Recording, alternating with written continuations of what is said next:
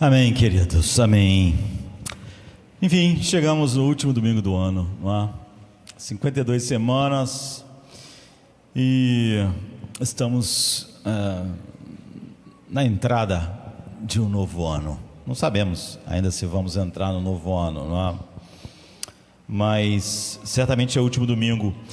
O que eu estava pensando quando estava meditando para pregar aqui pela manhã, o que eu oraria, e orei e vou orar por esta igreja para o próximo ano. Na verdade, para a igreja de Cristo, né?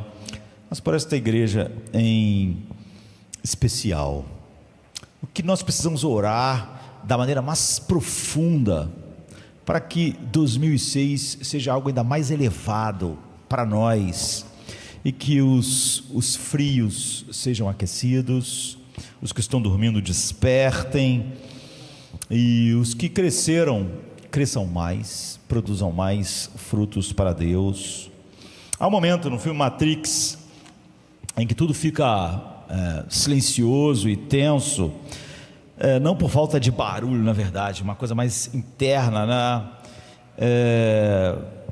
Porque o barulho perde o seu trono para um silêncio importante. É um lugar simples, a cena lá, e há uma escolha posta à mão.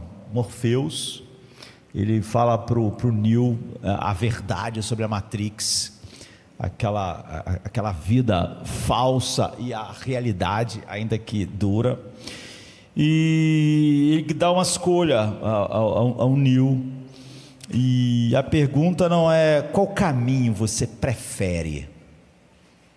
Ele está com duas pílulas na mão, né? Uma vermelha e uma azul.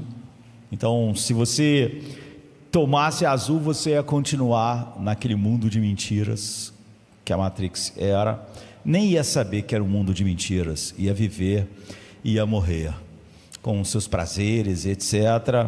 Ou você tomava a pílula vermelha e definitivamente entrava na realidade. Então a pergunta não era qual caminho você prefere, mas o que é real. E porque o grande engano não é apenas acreditar em mentiras. Nós podemos dizer que o mundo acredita em mentiras, mas a questão não é com o mundo, é conosco agora. Então o grande engano não é apenas acreditar em mentiras, é viver inteiro dentro de uma verdade que parece menor aos olhos naturais. É chamar de mundo aquilo que é só cenário. O que eles chamavam de mundo em Matrix não era um mundo de verdade. É tratar como decisivo aquilo que era só espuma. Tem no meio da história tem uma das pessoas que no início estão do lado certo, né? um dos amigos ali dos heróis, mas ele resolve viver no mundo da fantasia da Matrix, porque ele disse: não importa se aquele bife não é de verdade, o gosto é perfeito, eu sinto na boca, tudo parece de verdade, mesmo que não seja. Então é gastar o coração com o que passa, enquanto o eterno permanece fora de foco. Então vem o choque, o que parecia sólido para Neo durante a sua vida era só um sistema, não era realidade. O que parecia ser liberdade era só um programa, era só uma programação. O que parecia visão, na verdade não era visão, era sono. Ninguém estava naquele mundo de verdade, todos estavam lá em algum lugar, dormindo e suas vidas sendo drenadas. Agora, transfira isso sem espetáculo, sem ficção, sem exagero para a vida diante de Deus. Eu falei que quero falar sobre a oração que eu faria e faço por mim, por essa igreja, pela igreja de Cristo. Então há um mundo que insiste em se apresentar para você todo dia como absoluto, notícias, poderes, crises, ruídos, agendas, impérios de opinião, muitas opiniões, e esse mundo se oferece como centro para nós. O humanismo secular se manifesta como o centro do pensamento de um mundo real. Ele se vende como inevitável, e muitos cristãos acham que é mesmo. Ele promete: aqui está o real, aqui está o que manda, aqui está o que define a vida, define a identidade, define a sua alma. Mas a Escritura abre uma fenda, igual Prometeus fez com Nil naquele dia, e por essa fenda entra um clarão não de curiosidade, mas eu diria que é um clarão de majestade. Entra por esse clarão. Paulo, em poucas linhas, puxa a cortina do universo para nós.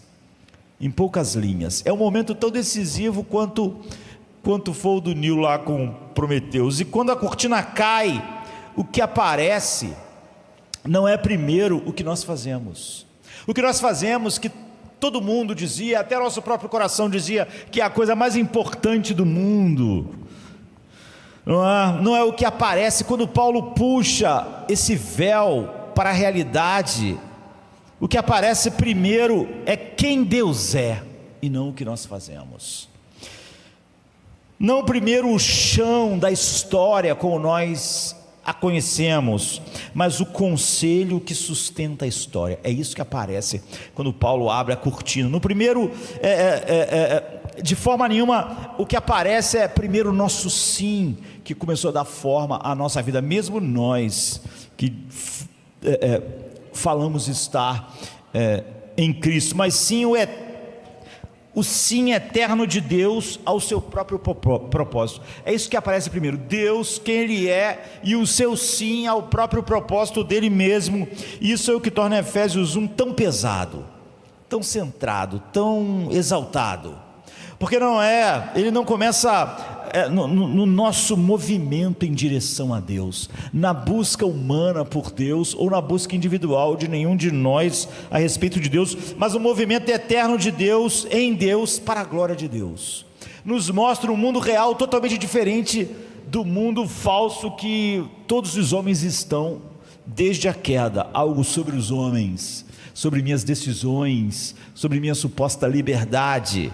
É como se Paulo dissesse: vocês estão discutindo o que é importante demais em um mundo que não é real em termos de vida, um mundo que está morrendo. Vocês estão medindo a vida pela régua curta dos valores de um mundo fictício. Vocês estão tremendo diante de sombras, vocês têm medos, ansiedades, terrores, por causa de coisas que não têm substância real. Então Ele nos levanta pelo queixo e nos obriga a olhar para cima. É o que Ele faz, obriga a olhar para onde a gente não estava olhando a vida toda. É como tomar aquela pílula vermelha para ver a verdade. Então, quando Paulo faz isso, ele faz a gente olhar para antes do tempo, para além do tempo, para o ponto onde nada existia exceto Deus. Paulo diz: é aqui que está a realidade. O mundo inteiro, você não pode enxergar a realidade a partir dele, você tem que olhar para antes do mundo existir, antes do tempo existir, antes de todas as coisas. Aqui o coração sente resistência. Nós não gostamos, essas grandes doutrinas não são aceitas com alegria por grande parte da própria igreja visível, porque nós amamos ser o centro. E se você diz que vai me mostrar a realidade, e começa a dizer que eu não posso mais olhar para cá, mas para um lugar onde eu certamente não estou, então eu começo a descobrir que a história não é sobre mim. Amamos imaginar que a realidade cabe na nossa mão, que quem nós somos cabe na nossa mão. Amamos pensar que a salvação, por exemplo, é um acordo em que Deus reage às nossas ações. Nós tomamos uma decisão e Deus, baseado nela, começa a agir. Então Deus apenas observa, calcula, tenta prever e confirma. Mas Efésios 1 não deixa Deus na plateia, deixa todos nós na plateia. Efésios 1 não o põe como espectador do nosso drama, das nossas escolhas. Efésios 1 põe Deus como autor de todas as coisas. de toda a história e do único propósito da verdade que está sendo cumprido nela, como fundamento, como aquele que não consulta o pó para ser Deus. Quando ele abre a cortina do universo, ele mostra um Deus que fez todas as coisas quando nada existia, portanto nada o influenciou, nem o aconselhou, nem ele fez nada por causa das coisas que não existem.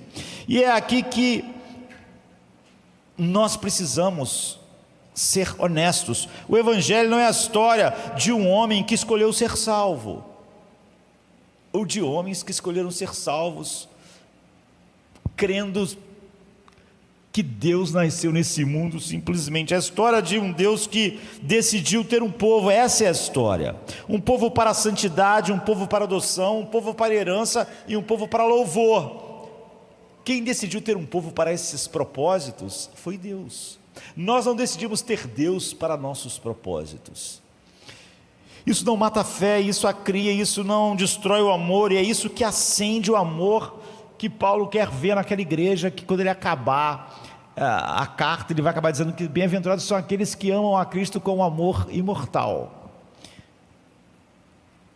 Isso não torna a oração desnecessária, torna uma vida de oração inevitável. Ele vai orar aqui, porque quando a doutrina é vista como realidade e não como uma discussão, a alma não fica apenas informada por essas verdades, a alma fica prostrada diante desse Deus, que é o propósito de Paulo e é a razão da nossa existência.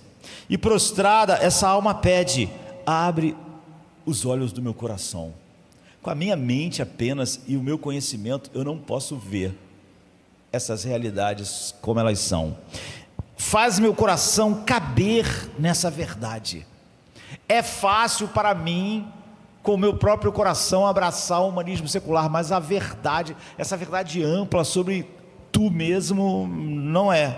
Não me deixa odiar o que me salvaria. Não me deixa ver como obstáculo as verdades, que são as únicas coisas que realmente salvam. Não me deixe chamar de orgulho o que é liberdade. Não me deixe reduzir a graça a um contrato onde eu faço algo e tu respondes com algo. O que está em jogo aqui não é apenas uma ideia, é o mundo inteiro, é toda a história, ou melhor, é o mundo verdadeiro, o mundo onde Deus é o começo, Deus é o meio e Deus é o fim. Não é esse o mundo onde nós nascemos na nossa percepção. Nós nascemos no mundo onde nós éramos o começo desse mundo, e todos os outros pensando a mesma coisa, sabe, numa matrix de mentiras. Então, antes de entrarmos em 8 coisas que eu quero ver aqui, guarde isso: há 2 maneiras de ler Efésios 1, com os olhos de fora ou com os olhos de dentro, ou seja, com os olhos comuns e a mente, ou com o que Paulo chama de olhos do coração. E por que isso é importante? Com olhos de fora você vê frases difíceis, doutrinas complicadas, termos grandes, você vê tensão, você vê dificuldades.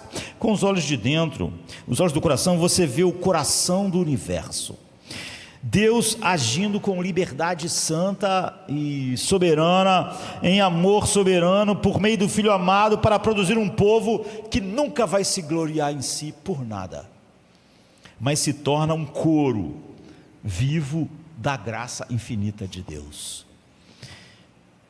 E agora, como em Matrix, a escolha não é estética, não é qual sistema você prefere, não é que existem 2 sistemas de vida.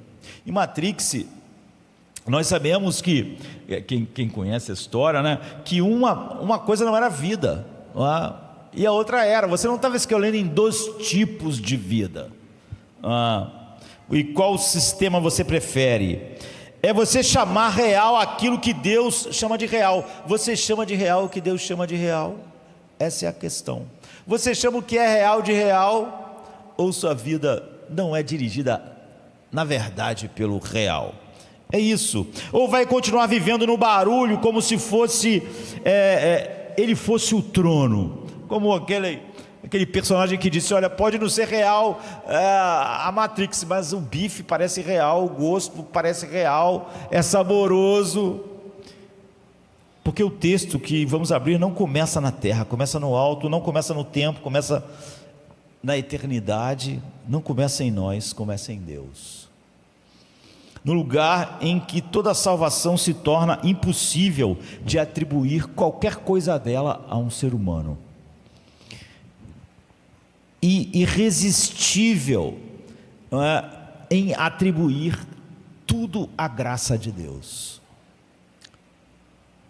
No conselho eterno de Deus, antes de qualquer mérito, antes de qualquer obra, antes de qualquer resposta humana, começa a escolha soberana de Deus da verdadeira história que Ele está criando e decretando. Então Efésios 1, de 13 a 14, não é apenas um texto, é uma abertura do universo. É como se a primeira vez, nós que vivemos uma vida totalmente desconectada dessa realidade, alguém abrisse para nós um pouco a cortina do universo e deixasse a gente ver além do que a gente vê na nossa própria simulação de vida. É uma fresta. Sempre olho para esse texto como uma fresta da eternidade. Paulo nos conduz para trás, para trás, para trás, para trás, a ponto de ele dizer que isso é antes do tempo, do espaço-tempo, não é? Antes da matéria, antes da criação. Ele nos leva ao lugar onde só Deus existe. Não existe nada espacial, não existe nada temporal, não existe universo. E Deus existe não como uma ideia, não como uma força, mas como uma consciência absoluta. Deus pensando, Deus querendo, Deus se agradando, é o que Paulo mostra. Deus se agradou de algo, Deus sentiu prazer em fazer algo, Deus pensou no que faria, Deus fez um propósito, Deus decretou. Ali, antes que houvesse céu ou terra, antes que houvesse queda ou redenção, antes que houvesse pecado ou graça, Deus já possuía um propósito, não um esboço, para depois ter uma ideia geral e ir adaptando ele conforme as coisas fossem acontecendo. Não a possibilidade, Deus tinha um plano pleno, finalizado, decretado. O texto nos força a abandonar a imaginação, porque a imaginação pequena, sempre a nossa imaginação é pequena, de um Deus que reage. Paulo quer, ao abrir essa cortina para nós, para os Efésios, que você nunca pense que Deus está reagindo a nada, que algo acontece, então Ele age por causa daquilo.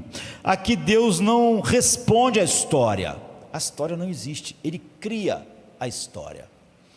Efésios 1 não começa com o homem buscando a Deus, começa com Deus determinado a abençoar de determinada forma, mostrando algo que mais mostrará a sua glória.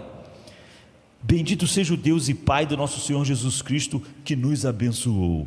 A bênção não nasce na terra, a terra não existe, ela desce da eternidade, ela desce de antes do tempo. Paulo fala de um Deus que age segundo o beneplácito da sua vontade, segundo o que agradou a Ele fazer, segundo o conselho da sua vontade ou do seu querer, segundo o prazer do seu coração. Nada aqui é de improviso, nada Deus vai vendo depois como faz, tudo é segundo o conselho do seu querer, segundo o prazer do seu coração, segundo o beneplácito da sua vontade. Nada é emergencial no plano de Deus. Emergência é aquilo que você não estava esperando que aconteceu, acontece uma emergência e você tem que agir por causa daquilo. Nada que Deus faz é reação ao pecado, emergencialmente. A redenção não tem o plano A e plano B e plano C conforme as coisas aconteçam. A graça não é Deus tentando consertar algo, a graça é o propósito dele desde o início. Antes que o mundo fosse criado, Deus havia decidido ter um povo. Antes que o pecado entrasse, Deus havia determinado vencer algo para este povo que mostrasse a beleza infinita da sua glória em seu Filho. Antes que houvesse sangue derramado na terra, o sangue do Filho já estava no coração do plano. Efésios 1 nos obriga eu diria, a recalibrar todas as coisas. Nossa conversão não é o início da história. Nossa fé não é um ponto decisivo na história. Nossa resposta a Deus não é o fundamento da história, nem da nossa história. O fundamento está em Deus, sempre esteve, por isso o texto é tão pesado. Ele desloca o centro, ele tira o homem do trono da interpretação. Ele está dizendo o seguinte: se você quiser entender, esqueça o homem, olhe para Deus. Enquanto você olhar para o homem, para você mesmo, você não pode entender. Você vai estar num mundo falso. O mundo não é sobre isso. Aqui a realidade útil não é o que acontece comigo ou com você, ou com o mundo, com os salvos ou com os perdidos. É o que Deus decidiu fazer consigo mesmo. Deus decidiu manifestar a glória da sua graça. Esse texto não cabe numa mente distraída, porque ele exige reverência a algo muito maior do que a si mesmo. Exige silêncio interior, exige que o coração aprenda a se curvar antes de tentar compreender. Qualquer um que tentar compreender isso antes de estar curvado em adoração, Paulo diz, não vai. É por isso que a oração é tão fundamental nesse texto, porque quando Paulo começa Efésios 1, ele não está nos convidando a discutir algo, ele está nos convidando a entrar com temor na mente eterna de Deus. Ele está dizendo, não vou falar nada sobre a mente de vocês, sobre o pensamento de vocês, o que vocês acham, o que a mente de vocês pode conceber ou não conceber. E se a sua história não começou com você, mas no prazer eterno de Deus? É a pergunta de Paulo para eles e para nós. Então Efésios 1, de 13 a 14, é um arco completo, não um fragmento, não um recorte de algo, de um todo. Ele começa antes da criação e termina na herança eterna. É algo que começa antes do tempo e vai até a consumação. Esse capítulo, esse trecho vai da eleição de Deus ao selo com seu Espírito. Ele vai do decreto ao destino final do decreto. Paulo percorre todo o caminho da salvação em um fôlego só, sem colocar pontuação, numa frase enorme: escolhidos antes do mundo, predestinados para adoção, redimidos pelo sangue, iluminados pela revelação, selados pelo Espírito, garantidos para a herança. Nada fica solto, nada fica fora de Deus, nada fica fora da ação de Deus, nada aqui fica implícito, tudo é claro, tudo é explícito. O texto não nos permite pensar a salvação como uma sequência de acasos espirituais que poderiam acontecer ou não. Aqui tudo está ligado, tudo está conectado. O mesmo Deus que escolhe é o Deus que redime. O mesmo Deus que predestina é o Deus que sela, que põe seu selo. O mesmo Deus que planeja é o Deus que executa o plano. Não planeja algo para outros executarem. E no centro de tudo não está uma ideia, está uma pessoa. Não está uma filosofia, está uma pessoa. Cristo não aparece como um detalhe no plano, o detalhe mais importante, o detalhe que todos têm que prestar atenção, não. Ele é o próprio plano. O plano de Deus é seu Filho encarnado. Tudo acontece nele. Não há nada que Paulo vai mencionar quando abre essa cortina para a eternidade que aconteça fora de Cristo. Fomos escolhidos nele, predestinados por meio dele, redimidos nele, herdeiros nele, amados nele. Não acontece nada fora de uma pessoa, você vê, não de uma ideia. Efésios 1 não admite uma fé que admire Deus à distância e negocie qualquer tipo de autonomia humana, agindo e definindo a história. Aqui a salvação é total, ela é orgânica, ela é integrada. Começa numa eternidade e acaba na outra. Começa Deus agindo, Deus terminando o que Ele começa. O texto nos leva para trás, a eternidade passada. A eternidade passada não é muito tempo atrás, é quando não existia o tempo. o espaço-tempo, né? E nos empurra para frente também. Já nos fala sobre a herança futura, não como algo que pode ser conquistado, mas como algo tão certo quanto é a predestinação de Deus na outra eternidade. Mas nunca nos deixa perder o eixo. Cristo está no centro de tudo, de uma ponta a outra. Não existe eleição sem Cristo. Eleição porque por causa da sua miséria. A eleição é só por causa de Cristo. Não existe redenção fora de Cristo. Não existe herança fora de Cristo ou longe de Cristo. Por isso o texto é tão elevado, começa de uma maneira tão exaltada. Ele não apenas descreve o que Deus fez, ele mostra que Deus fez tudo, mas que tudo que Deus fez converge para um único ponto e não para vários. A salvação não termina no perdão, a salvação culmina na herança eterna, desfrutando o que o Pai sempre desfrutou. Não é apenas escapar da culpa, do pecado e não ter um destino de maldição, é participar da glória que existia antes da fundação do mundo. Paulo fala de um futuro garantido. Paulo nunca aqui vai falar de um futuro que pode ser e pode não ser, dependendo de alguma coisa a não ser Deus. Ele não fala tão de um futuro incerto ou então frágil. A herança não depende da constância do homem, não depende da constância de qualquer um que vai herdar essa herança. Ela repousa no decreto de Deus. Efésios 1 nos ensina que a salvação não é um evento isolado no tempo, é uma linha contínua. Não é acontecendo coisas na linha do tempo, mas a salvação é uma linha contínua que começa na eternidade passada e desemboca na outra eternidade, toda ela conduzida por Deus. E em todo o percurso, Deus nunca perde o controle em nenhum ponto, em nenhum momento, em nenhum instante. Ele não delega a decisão final a ninguém, não entrega os resultados ao acaso humano. Ele não entrega nenhum resultado à atitude de algum ser humano.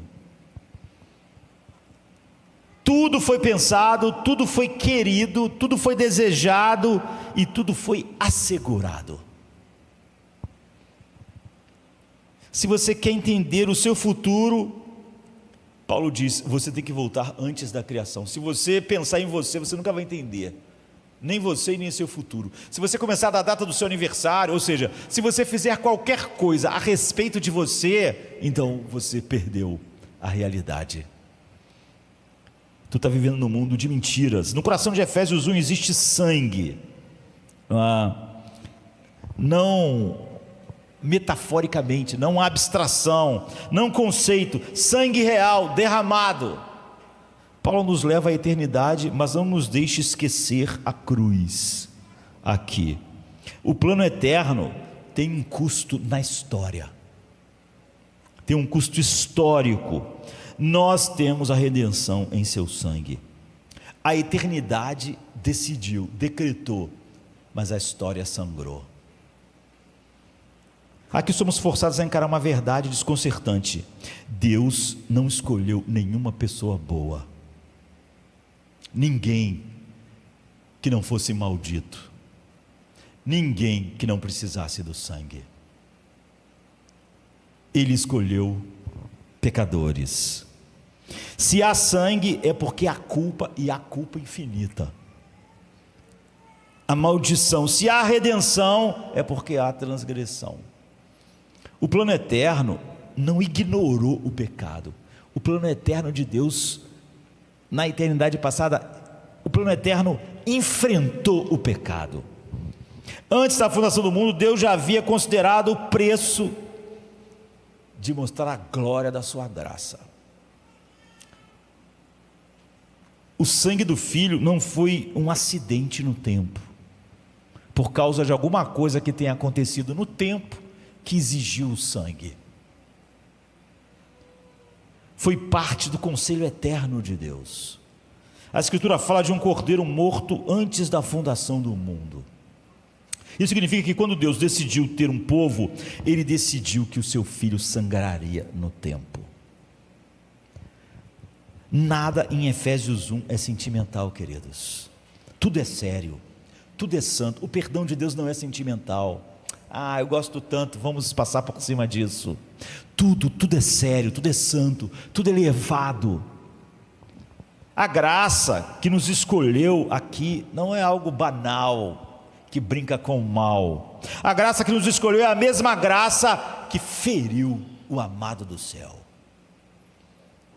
A predestinação que nos garante herança passou pela cruz. Cristo não é um meio descartável, ou um meio entre outros meios. Ele é o coração do plano. Antes de qualquer coisa existir, estava o Cordeiro crucificado. Tudo foi feito por meio dele, tudo foi comprado por ele, tudo foi assegurado por ele. Por isso, a glória da graça não é barata. A glória da graça é a coisa mais sangrenta que existe. O texto não permite que quem acredite no Evangelho, quem olhe para a eternidade, ele não permite um evangelho superficial, não permite uma fé otimista, em que o homem tem algum valor em si mesmo, ou que há no homem alguma coisa boa que podia ser um passo inicial para a salvação. Efésios 1 nos mostra que a eternidade não ignorou a gravidade do pecado, da nossa culpa, que não podíamos transferir para ninguém, usando todo o pensamento do humanismo secular, que gosta de culpar tudo e todos. Ela o assumiu, e ao assumir, transformou condenação em redenção, e ao fazer isso, o homem não teve nenhuma participação. Vergonha ele transformou em adoção, culpa em herança, e Jesus fez isso sozinho. É isso. Quando Paulo fala da glória da graça, ele está falando da beleza de um plano que não recuou diante de um custo infinito para o Filho, para o Pai. O Pai planejou, o Filho pagou, o Espírito Santo sela. Esse é o centro do centro. Paulo diz: qualquer coisa que você olhe para a história que não comece aqui, lá antes da história, você está num mundo fictício. Sem o sangue, o plano seria apenas teoria. Com o sangue, ele se torna a salvação. Então, se a gente pudesse dizer que o decreto eterno e soberano de Deus tem uma cor, a cor é vermelho, o sangue do Filho amado. Esse é o decreto de Deus, não tem nada a ver com a história. Efésios 1, 13 e 14 nos força a redefinir então a palavra importante. O que é importante? E ele faz isso não pelo impacto emocional, não pelo alcance imediato, mas por um peso eterno. O que realmente importa, o que realmente tem peso. Paulo descreve realidades que existiam antes do tempo e que vão permanecer depois do tempo. Quase todas as realidades da sua vida, todas, na verdade, não existiam antes do tempo. Todos os teus problemas, todas as tuas supostas alegrias, todas as coisas que você acha que pode te dar identidade, alguma coisa, tudo isso não existia antes do tempo. E também não vai existir quando você finalmente morrer. Paulo descreve realidades que existiam antes do tempo e que vão permanecer depois que o tempo cessar. Ele fala de coisas que não envelhecem, como as coisas na sua vida e na minha. Não expiram, não perdem valor, por isso o texto carrega um peso incomparável. Nada na sua vida tem um peso parecido. O Evangelho não tem nada a ver, não parte de nenhum ponto da sua vida nem da minha, não é? Porque ele é assim, ele trata do que molda todas as coisas, inclusive a nossa vida.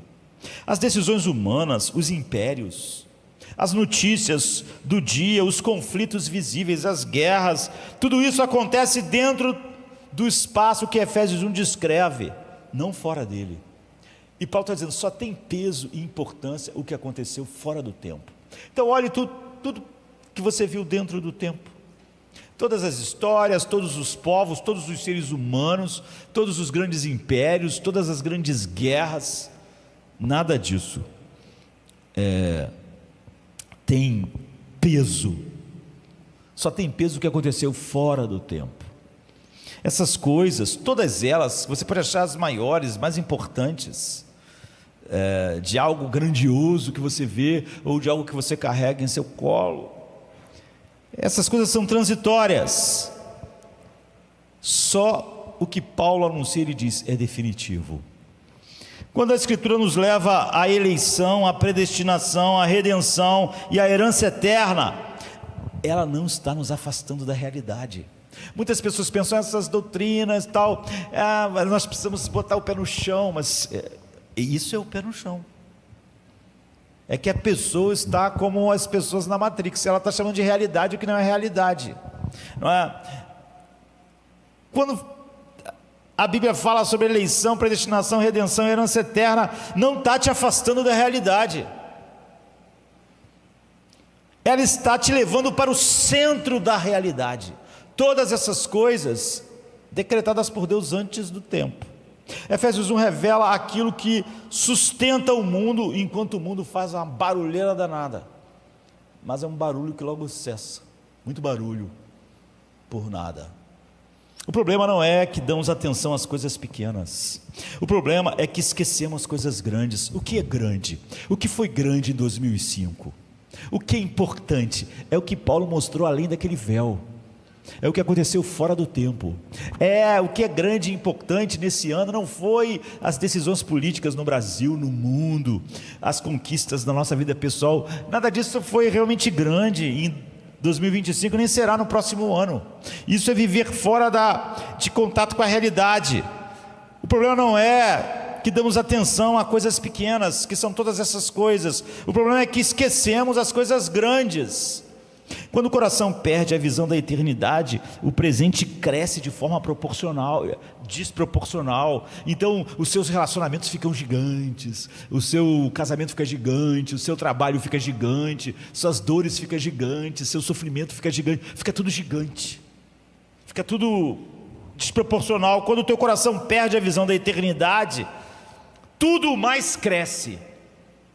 Quando a eternidade tem o seu tamanho e realidade, Paulo diz, breve e momentânea coisas para todas as outras coisas da vida. O que é passageiro na tua vida parece absoluto, você luta por isso como se fosse algo absoluto. O que é secundário assume o lugar de Senhor na tua vida, se você não olhar além desse véu que Paulo está abrindo. Ele está dizendo, por isso Paulo começa a sua carta nas alturas, não no Império Romano, nem o que está acontecendo, nem o que o imperador vai fazer ou não. Ele não começa com mandamentos também, ele começa com os fundamentos, com os alicerces. Ele não começa com comportamento, começa com o propósito. Deus teve um propósito, Deus, segundo o beneplácito da sua vontade, decretou algo. Isso é que é a realidade. Antes de Paulo dizer como viver, ele mostra onde tudo se ancora ou não é realidade. Efésios 1 nos lembra que nada do que acontece agora tem autoridade final contra você. Nada. Você trata as coisas como grandes, mas elas não têm uma autoridade final contra você. A dor que você sente, as perdas que você tem, os traumas que você sofreu, as dificuldades da vida ou as alegrias. Nossa história não pode e não é interpretada pelo momento se ela está dentro da realidade. Se você interpreta a sua história por algo no tempo, você perdeu a conexão com a realidade. A eleição precede o caos, a redenção precede a culpa confessada, a herança precede a perseverança. Você não tem uma herança porque você persevera. Deus fez todas as coisas para que aqueles que Ele deu ao seu filho cheguem à herança, e a perseverança é porque Ele decretou a herança. Isso muda tudo. O cristão não vive negando o presente, mas o cristão nunca se curva ao presente. Nada no presente está definindo a vida dele de verdade. Ele vive com os pés no tempo, mas ele não vive com os olhos no tempo, ele vive com os olhos na eternidade. Quando Paulo diz que essas realidades são mais significativas do que qualquer outra coisa, Paulo não está exagerando. Ele apenas está sendo honesto sobre o que permanece. Tudo o que você vê, toca, sente, se relaciona com esse mundo, essas coisas não permanecem para sempre.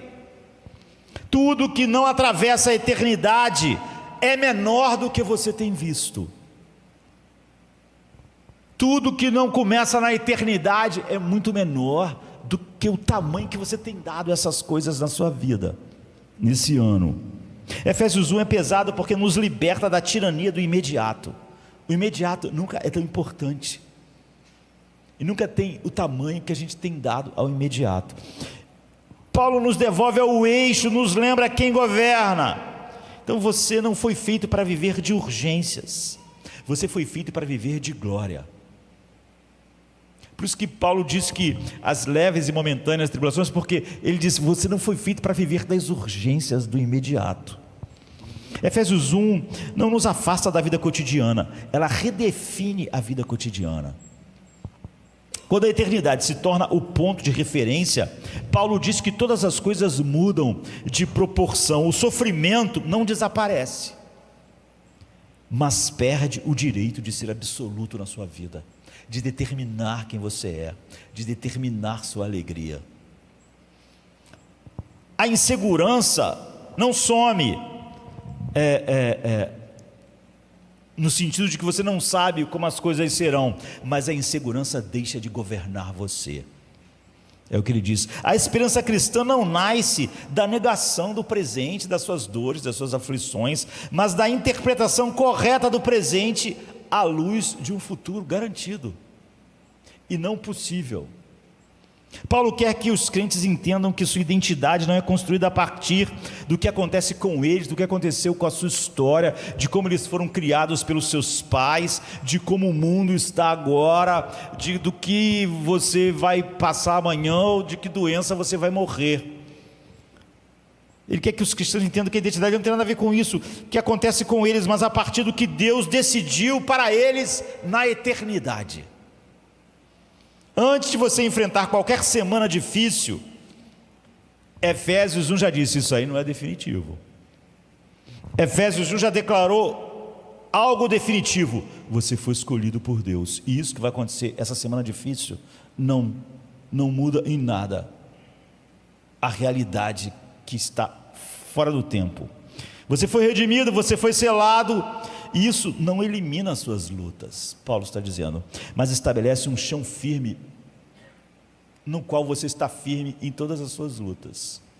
A fé que nasce de Efésios 1 não é frágil, querido. Toda fé frágil não nasceu em Efésios 1. A pessoa pode dizer que acredita na soberania de Deus, nas grandes doutrinas da graça, mas não é verdade, porque a fé que nasce em Efésios 1 não é frágil, ela não depende de nenhuma circunstância favorável, nenhuma. Paulo não tinha nenhuma. Ao escrever essa carta ele estava preso. Ele depende de um Deus que trabalha todas as coisas segundo o conselho da sua vontade, decretando tudo na eternidade.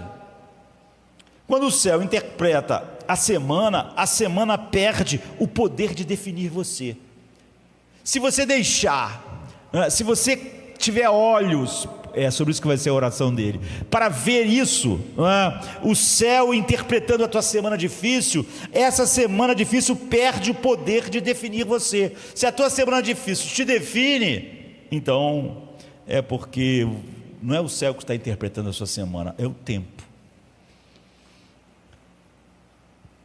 Essa semana difícil pode cansar o corpo, mas não pode reescrever o decreto de Deus, é o que ele está dizendo. Ela pode abalar as suas emoções, mas ela nunca pode anular a sua adoção. Paulo não está oferecendo um conselho psicológico, você vê, querendo simplesmente que você se sinta bem.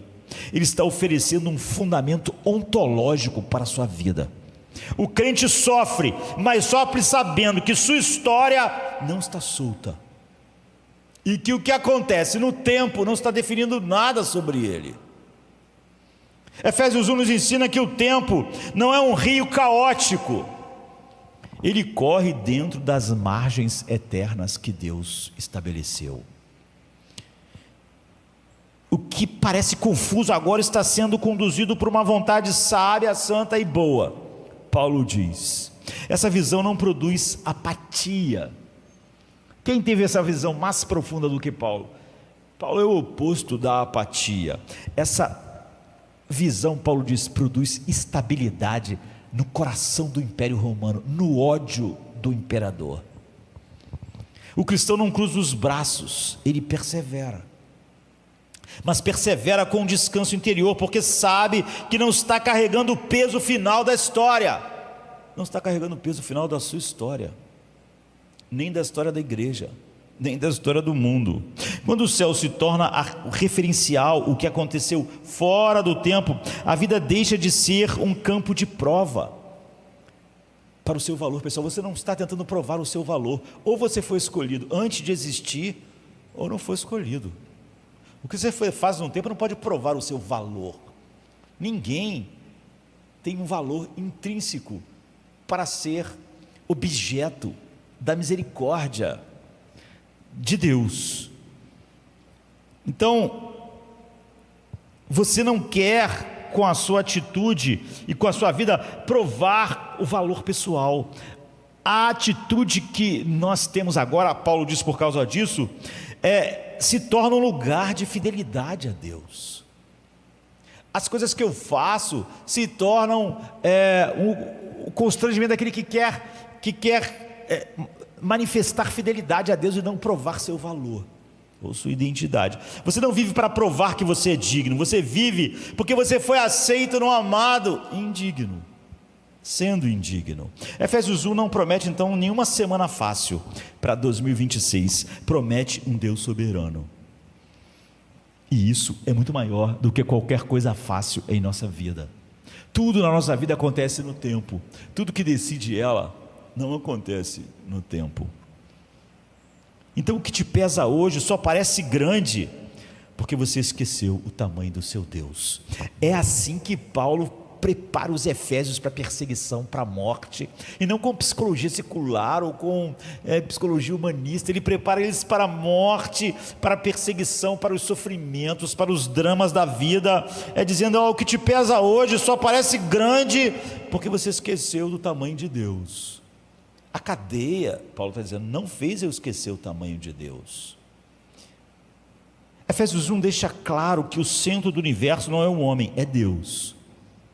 3 vezes Paulo repete o mesmo refrão: para o louvor da sua glória, para deixar claro a razão pela qual Deus faz todas as coisas. A repetição não é acidental, ela é, óbvio, intencional. Ela nos impede de ler o texto de uma forma utilitária. Como isso vai resolver meu casamento? Como isso vai resolver meu problema assim? Como isso vai me fazer eu me sentir bem? Como isso vai fazer eu enfrentar isso ou aquilo? Como se a salvação existisse principalmente para nos beneficiar, que o propósito de Deus na salvação era beneficiar a nós, e não um propósito maior do que nós, fora de nós.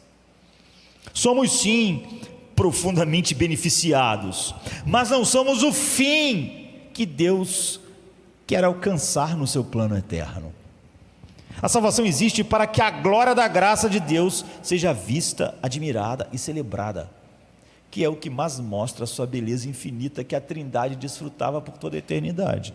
Isso confronta a nossa tendência natural de nos colocarmos no centro das narrativas de 2025. O ano foi bom ou mal? Normalmente a gente vai pensar como foi a nossa história para dizer se o ano foi bom ou mal. De transformar Deus em um meio e nós mesmos em finalidade.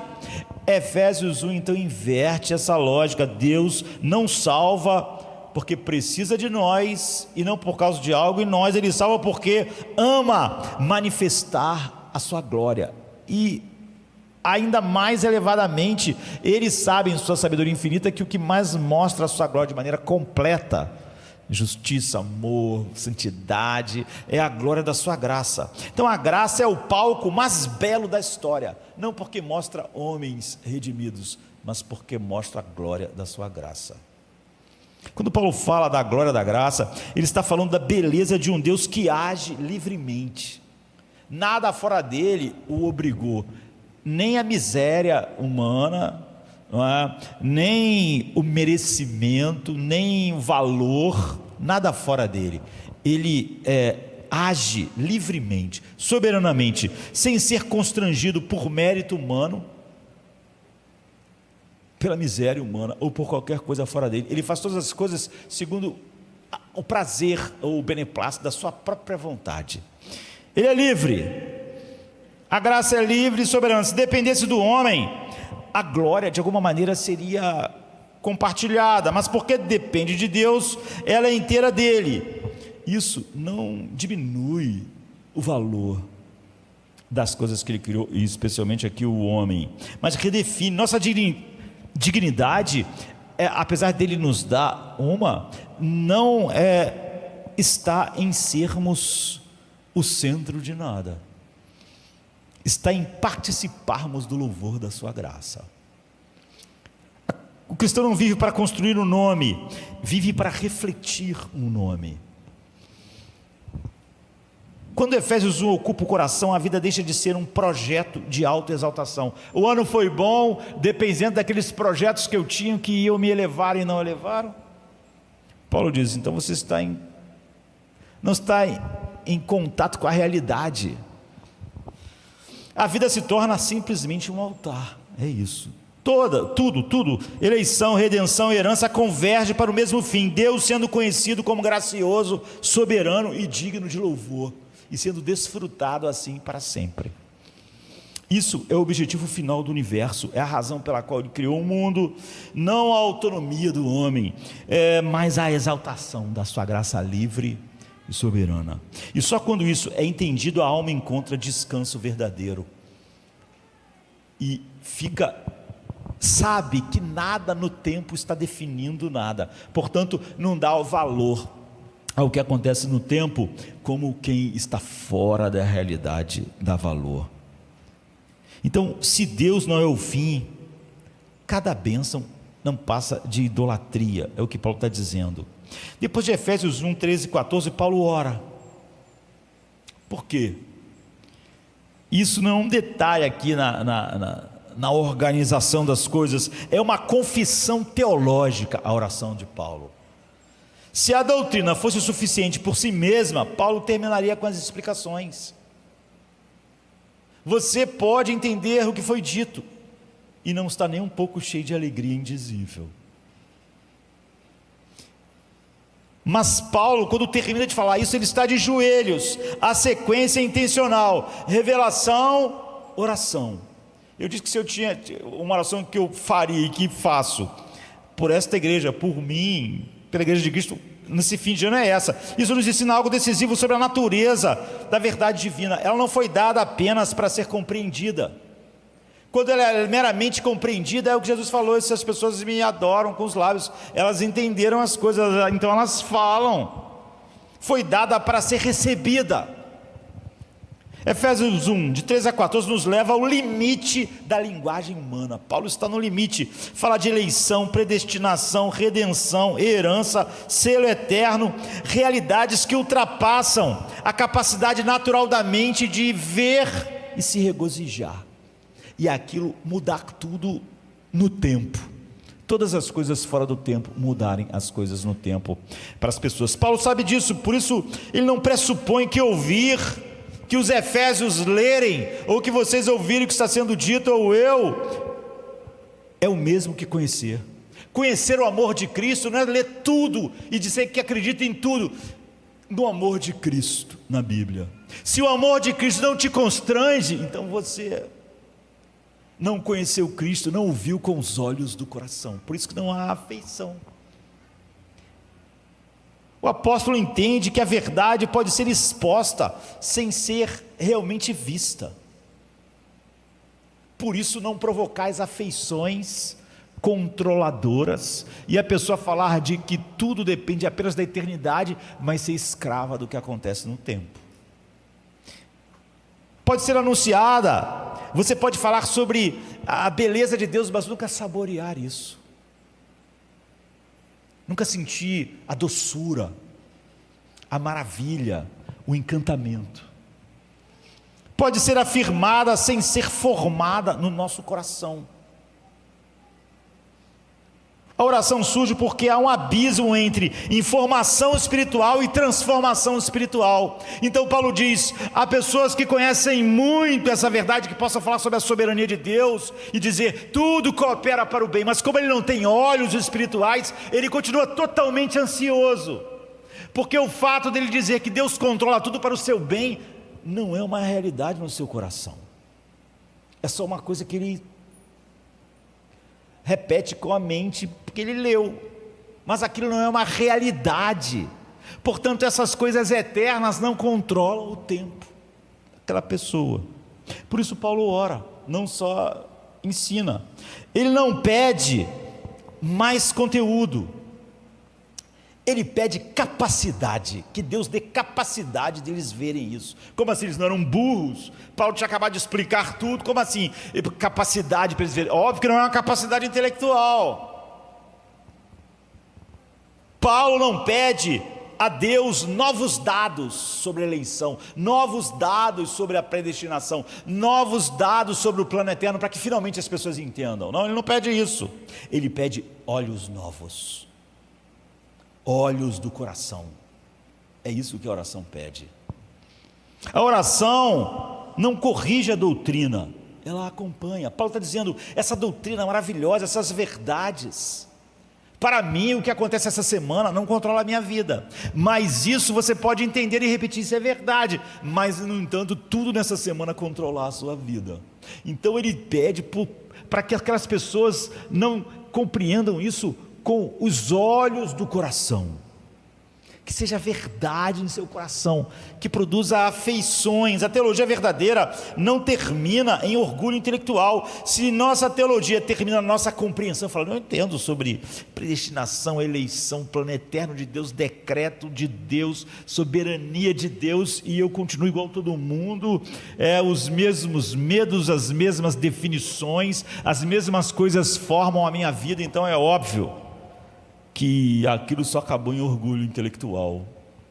Eu não vi com os olhos do coração, aquilo não muda a maneira que eu vejo o tempo, termina numa certa, orgulho é sempre uma certa independência, eu achar que eu tenho habilidades, né? Mas Paulo diz que isso aqui termina em independência. Quando Paulo termina o parágrafo mais exaltado da carta mais elevada aqui, ele não conclui, agora vocês já sabem, pronto, escrevi em Efésios a coisa mais profunda que os olhos humanos podem ler, as coisas mais profundas que o ouvido humano, agora todo mundo conhece o amor de Cristo além de todas as coisas, todo mundo se regozija no que está fora do tempo e não no tempo. Ele não chega a essa conclusão. Ao terminar a carta, todo mundo que leu, todo mundo que ouviu, todo mundo que diz crer, viu. Ele conclui, agora eu oro, agora eu vou orar. Se o Espírito Santo não abrir os olhos do coração, vocês nunca vão ver isso, nunca vai fazer diferença. Vocês sempre vão ser controlados por uma semana difícil, e não pelo que aconteceu fora do tempo. Isso revela que a maior ameaça à doutrina não é simplesmente o erro, ou o ensino errado, mas a maior ameaça à doutrina, por exemplo, de que Deus em sua soberania opera tudo para o seu bem, a maior ameaça a essa doutrina não é erro, mas é uma esterilidade no seu coração, é uma cegueira no teu coração de realmente ver isso. A verdade que não gera oração se torna um peso morto, a doutrina que não produz a súplica se torna uma acusação silenciosa, finalmente, porque nós declaramos coisas sobre Deus e não conseguimos ver aquilo de verdade, nem aquilo faz nenhuma diferença de fato. Paulo sabe que Deus não revelou essas coisas para nos impressionar, para a gente chegar à conclusão, como Deus é grande, como Deus é realmente incrível, e isso não afetará a minha vida. Ele revelou para nos formar, e ir nos formando, ou nos transformando à imagem do seu Filho. A formação espiritual não acontece sem a ação direta do Espírito Santo no coração, em cima da doutrina verdadeira, da verdade. A verdade sozinha não santifica. A oração dele é, santifica-os na verdade. A tua palavra é verdade, mas é tu que santifica, porque só tu pode fortalecer o homem interior, abrir os olhos do coração, para que quando ele veja o amor de Cristo, isso seja uma realidade maior do que a semana difícil dele, do que as perdas dele, do que seus problemas financeiros, do que seus problemas relacionais. Primeiro Deus fala, depois o homem suplica, para ser transformado pelo que ouviu, para ter olhos para realmente ver. Ele não pressupõe que se ele consegue ler a carta aos Efésios e entender racionalmente, as coisas estão... Revelação gera essa dependência. Então, quem realmente entendeu a doutrina de Deus, nunca termina falando, termina orando. Em Efésios 1, Paulo não ora pedindo mudança de comportamento. Você vê, ele não vai orar, oh Deus, que muda o comportamento dessa pessoa aqui que está muito escravizada a isso, aquele jovem, tantos problemas na vida da juventude, esse mundo todo sexualizado. Ele não ora assim. Isso é significativo. Ele não pede mais disciplina, não pede mais esforço na sua oração, não pede mais obediência. Essas coisas virão depois. No capítulo 4 a 6, Paulo vai falar longamente sobre como viver, mas está lá longe, você vê. Antes ele ora para que os crentes vejam com os olhos do coração quem Cristo é, o que o Pai fez na eternidade, a garantia de uma eternidade a outra. Porque se não ver, todos os mandamentos vão ser inúteis, como a lei foi inútil para o homem. O cristianismo não começa com o que fazemos, começa com o que enxergamos. Quando contemplamos a glória de Deus na face de Cristo, ou seja, essas realidades eternas, como muito mais reais do que o que acontece no tempo, então nós somos mudados. Paulo entende que o comportamento sem visão só produz legalismo. Qualquer comportamento teu ou meu, que não seja produzido pelos olhos do coração, contemplando a glória de Deus na face de Cristo, a beleza no coração, sede das afeições, das escolhas, então é puro legalismo. Esforço sem iluminação sempre produz frustração. Por isso a oração está a montante da prática, ela está atuando na fonte. Paulo está orando pelo coração, pelos olhos do coração, para que o coração realmente enxergue aquelas realidades. Ele, como eu disse, não acha que só porque alguém leu Efésios e diz crer no que está escrito, realmente está vendo e está sendo impressionado. Ele, naturalmente, essas pessoas são mais impressionadas com o que acontece com ela na semana do que com o que aconteceu antes do tempo ou depois.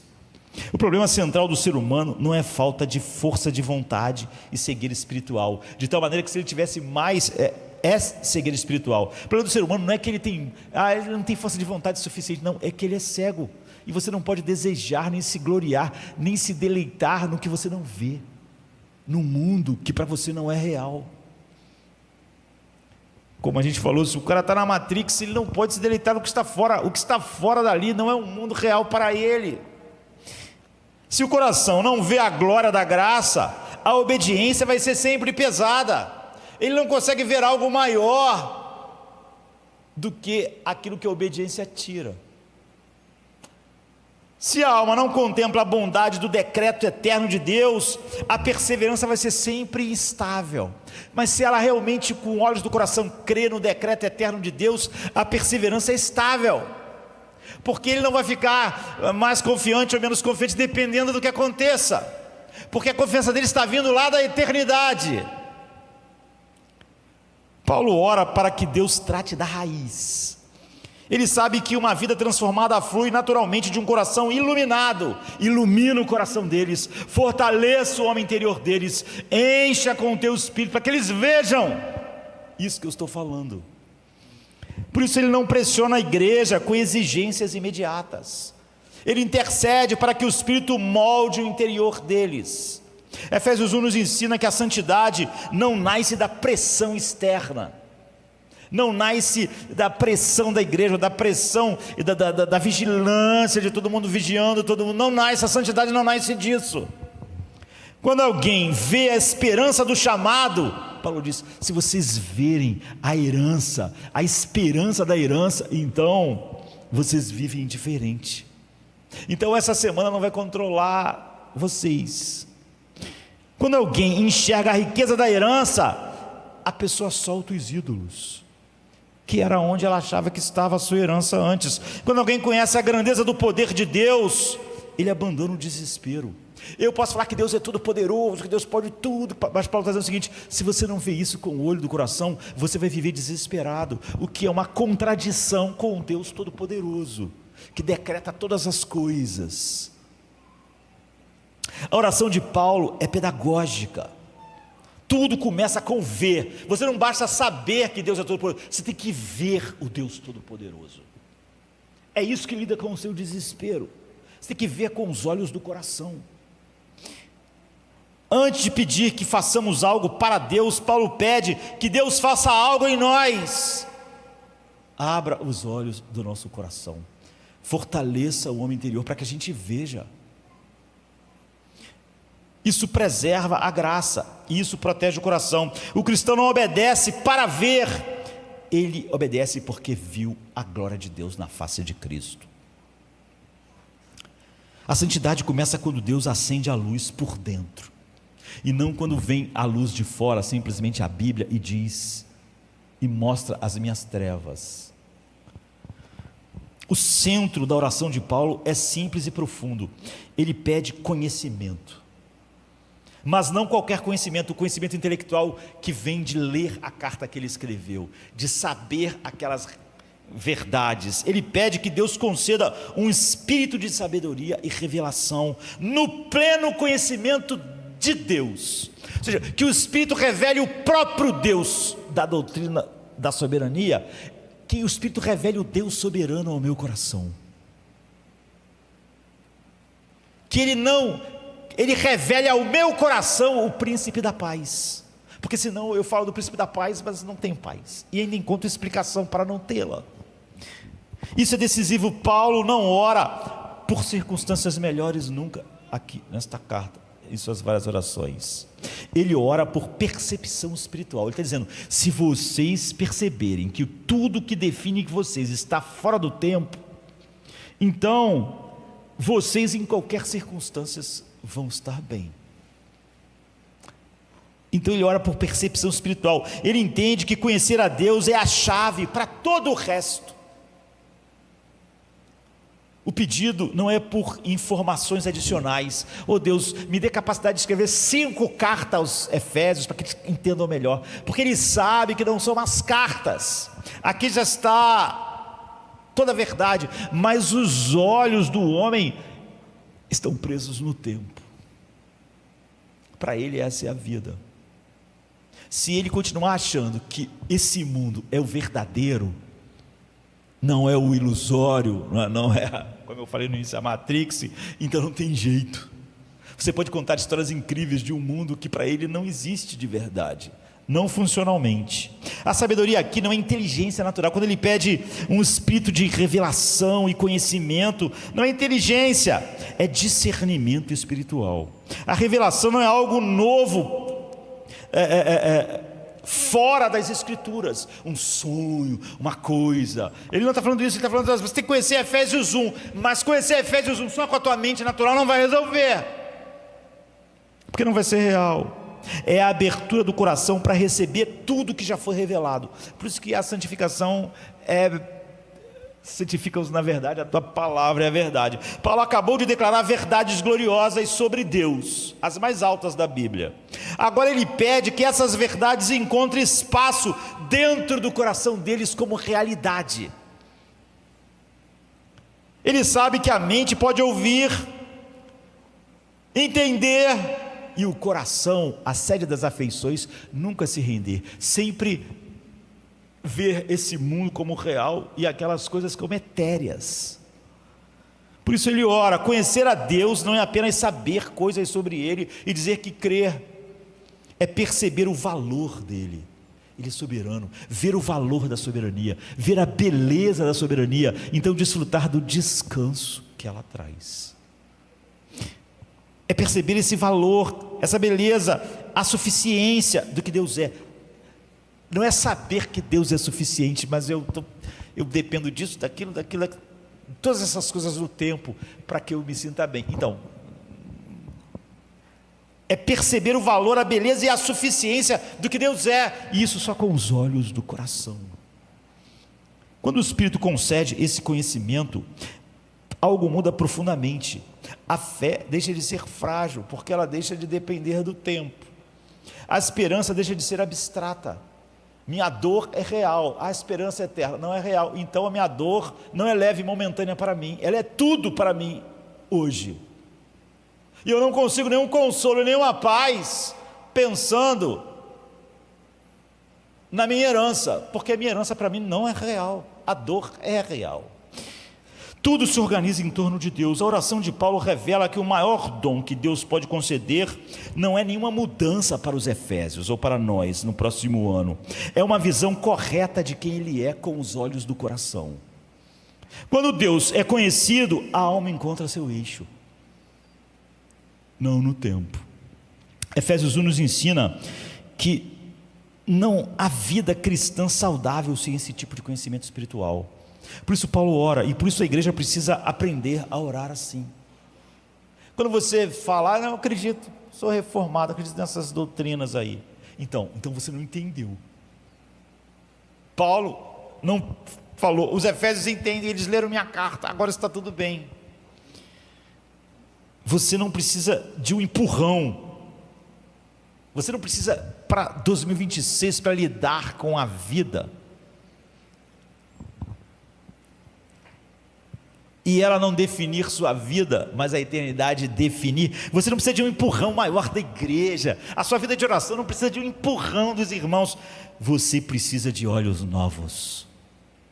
Paulo diz, os olhos do vosso coração, que o Espírito Santo abra eles, que Ele fortaleça vocês no homem interior. Paulo faz uma afirmação que redefine o problema humano. Ele não diz que faltam argumentos, ele podia continuar com os argumentos sobre a soberania, para que você tivesse paz, mas você nunca vai ter paz. Ele diz, eu posso usar todos os argumentos, você pode até admiti-los, mas você não vai ter paz, se os olhos do coração não forem abertos, para ver, desfrutar e se alegrar na soberania de Deus, então não há paz. Ele diz, ele ora, tendo iluminados os olhos do vosso coração. Essa frase revela que o ser humano possui mais do que olhos físicos, e uma capacidade mental de processar pensamentos. Ele possui uma capacidade interior de percepção, e essa capacidade está morta e cega, a não ser que o Espírito Santo a abra. Então alguém pode falar da beleza de Deus e você nunca a vê. Todos podem ouvir Efésios 1, 13 e 14, podia ler para Nero, podia ler para todo mundo, e todo mundo dizendo, entendi, está nas palavras, está em grego, eu entendo, eu sei o que é. Mas Paulo está dizendo o seguinte, poucos conhecem Efésios 1, 13 a 14, conhecem com os olhos do coração, poucos, por isso ele está orando. A cegueira espiritual não é a ausência de informação, o cara é cego, ele não consegue entender o que é dito, não, é a incapacidade de perceber a realidade daquilo. Quando Paulo fala sobre a paz de Deus, que excede todo entendimento, você pode entender perfeitamente as palavras, entender o que é, mas você está cego, não é porque você não crê, não acredito nisso aí, não, é porque você não experimenta que é a realidade. É como alguém te ficou contando sobre uma história de um mundo que você consegue imaginá-lo perfeitamente, acha ele perfeitamente lindo, só que para você ele não existe.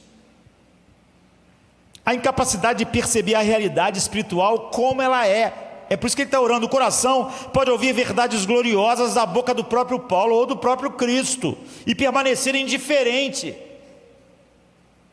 Ele não tinha paz antes, não tem depois, não tinha alegria antes, não tem depois.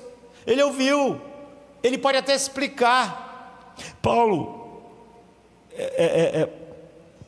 ao explicar essas verdades, eles podiam repetir de maneira correta e continuar sendo pessoas frias, é o que ele está dizendo. pode afirmar confissões históricas, a confissão de fé e tal, e continuar sem vida. Paulo sabe disso, por isso ele não ora por mais clareza retórica, mais clareza intelectual para eles. Ele ora para que Deus ilumine os olhos do coração. Quando o coração está escuro, a verdade não apenas não se encaixa, ela incomoda. Porque como eu vou dizer, não, mas como é que eu sei isso tudo, mas não tenho paz? A pessoa está irritada já. Ela gera resistência, gera irritação, e então gera defesa. Eu começo a me defender. Não porque a verdade seja dura, mas porque o coração não foi preparado para recebê-la com alegria. Efésios 1 não é um texto neutro, ele confronta o orgulho humano, ele desloca tudo do ego para Deus, ele tira totalmente o ego do centro. Você pode entender isso, e pode no fundo não gostar. A alegria não tem nada a ver com as dificuldades da próxima semana. Você pode declarar isso e não gostar, você queria que não tivesse nenhum problema na tua semana, para você realmente se sentir feliz.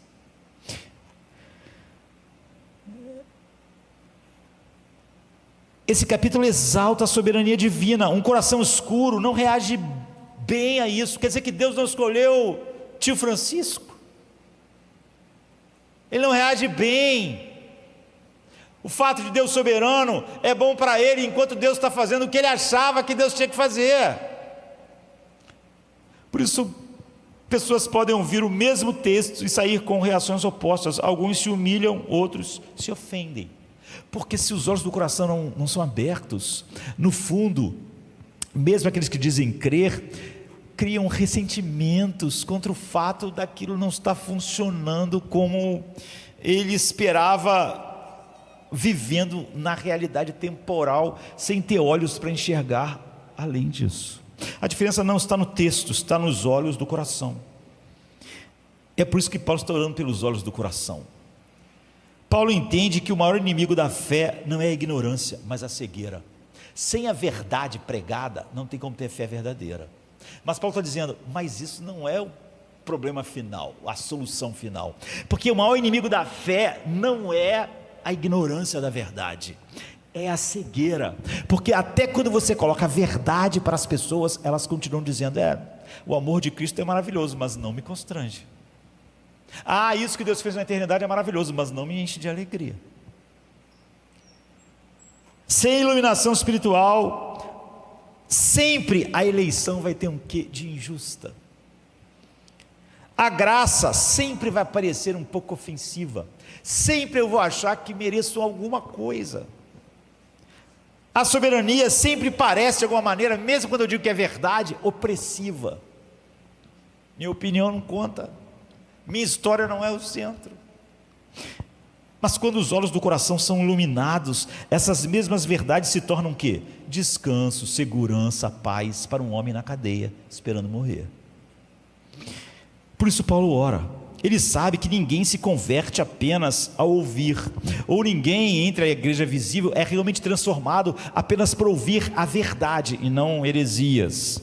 Ninguém ama apenas por entender, Jesus é o amado de Deus que desceu do céu. Ninguém ama ele de verdade por entender essas verdades. A mesma verdade que salva, causa irritações, às vezes que se escondem, quando o coração ainda está escuro.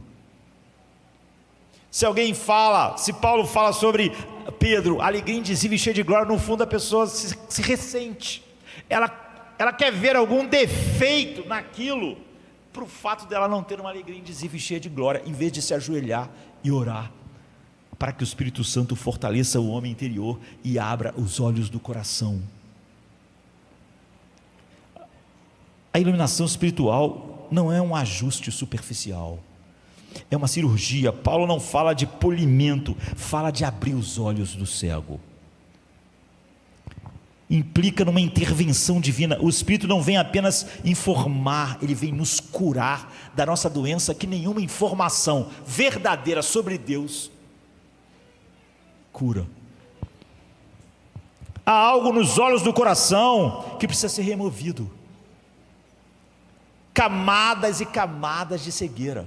Você pode dizer, o que define minha vida não é o que acontece no tempo, mas há camadas de cegueira para essa realidade. E o tempo continua definindo tudo. Resistência, orgulho. Paulo ora para que Deus faça o que o homem não pode fazer por si mesmo. A iluminação não é produzida por esforço intelectual, por ler 1000 vezes o mesmo texto que eu já disse que li e criei. Ela não acontece por repetição mecânica de verdades. Ela acontece quando o Espírito aplica a verdade ao coração, ou seja, faz aquilo ser realidade para a sede das minhas afeições, vontade e escolhas. Essa obra é profunda, ela reorganiza os meus afetos, ela reordena os meus valores, senão eles continuam iguais. Ela redefine o que é belo e o que é digno, o que é belo, que me encanta e me faz feliz, do que o que antes eu achava belo e me fazia feliz. Quando o Espírito ilumina, o que antes parecia ameaçador, as doutrinas da graça, por exemplo, se tornam a minha paz. A soberania de Deus deixa de assustar e passa a ser o meu consolo. A graça incondicional deixa de ferir o meu orgulho e cura a minha alma, me dá paz. E isso não é resultado da maturidade humana, é dom. Por isso Paulo está orando. Ele não diz, eu vou escrever uma carta todo dia, vou repetir, até que finalmente vocês percebam, vocês são meio burros. Ele está dizendo, Senhor, abra os olhos do coração deles, para que eles vejam. A fé verdadeira não nasce do argumento mais bem construído, queridos. As pessoas quase sempre dizem que a sua vida miserável é culpa, às vezes, de quem pregou para ela o Evangelho. Jesus é culpado de Judas ter se suicidado? Ou é a cegueira do coração de Judas? A fé verdadeira não nasce do argumento mais bem construído, nasce da visão concedida pelo Espírito. É óbvio que se você tiver visão, não tiver nada para ver, não adianta nada. Então a verdade, não existe nada sem a verdade pregada, mas a verdade não é vista com os olhos do coração. Então ela não afeta. Quando os olhos do coração se abrem, o crente começa a ver Deus como Ele é, um tesouro. E um tesouro traz para mim o quê? Alegria. Começa a ver a soberania de Deus. Isso traz para mim o quê? Paz, porque começo a ver de verdade. E nós começamos a ver a nós mesmos como somos. Portanto, não temos dificuldade com a graça e nossa falta de merecimento. Nós vemos, nós concordamos.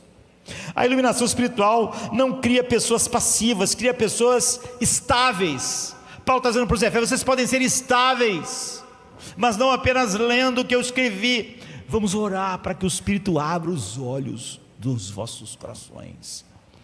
Elas não precisam defender seu valor, não precisam negociar glória, não precisam competir, porque agora elas veem. Paulo ora por isso porque sabe, sem iluminação a doutrina se torna um peso, com iluminação ela se torna um pão. Então tem pessoas que saem de um culto se sentindo mais pesado, a verdade mais trouxe peso do que consolo, e tem outras que saem alimentadas, porque sem a iluminação do Espírito, sem os olhos do coração, toda a verdade se transforma em mais peso, mas com a iluminação a verdade é pão, é água. A maior intervenção de Deus nem sempre,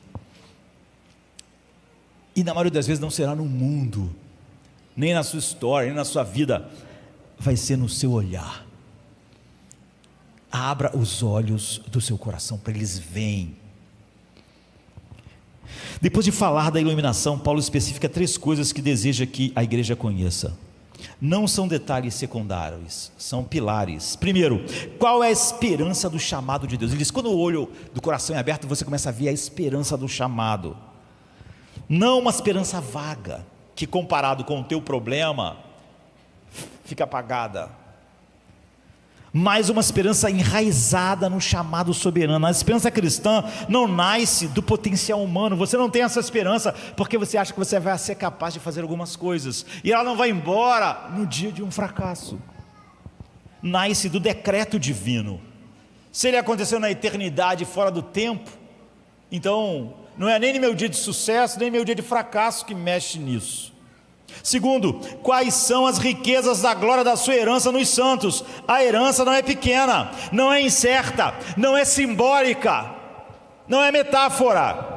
Ela é rica porque procede da glória de Deus, e você vê essa glória em Cristo.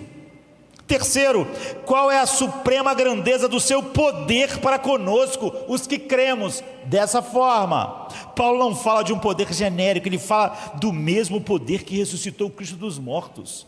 Não me venha dizer que você tem uma dificuldade que está muito grande para Deus. Paulo diz: o que opera nos filhos de Deus é o poder que ressuscitou Cristo, é o poder que vai ressuscitar um dia todos aqueles que morreram em Cristo. Você acha que esse poder conhece limites?